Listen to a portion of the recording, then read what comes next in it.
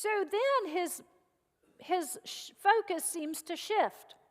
I think he had picked up Stephen Covey's book, The 7 Habits of Highly Effective People. And I think Paul had read in there that the way to approach people is by first seeking to understand, then to be understood. Seek to understand first, then to be understood. So Paul says, Athenians, I see how extremely religious you are in every way. For I went through the city and looked carefully at the objects of your worship. He is acknowledging who they are, what they believe, with respect and understanding. I see you're a religious people. He doesn't say, you are a bunch of heathens. You don't know anything. He doesn't judge them or label them. He says they're religious and they have worship, objects of worship.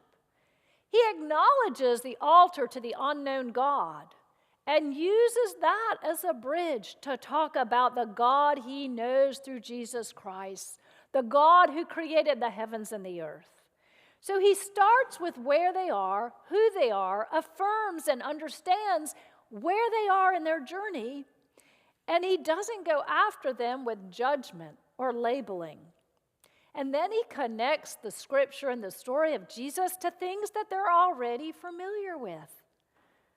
Your poets even said this, and my scriptures say this, and there's a connection, a bridge between what you know and believe and what I know and believe.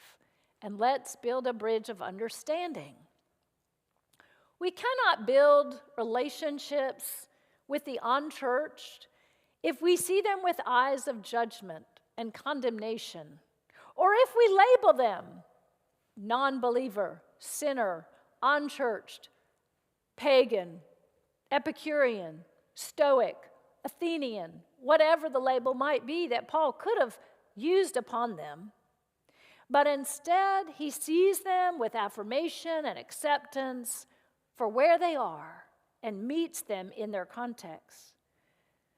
He notices things about them, their religiosity, their philosophy, their unknown God. So what do we notice about the people around us when we encounter friends, neighbors, the clerk at the grocery store, at the bank?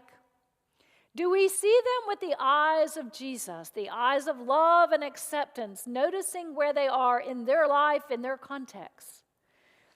A couple weeks ago, Reverend Julie Bellman was here to speak to our women's luncheon.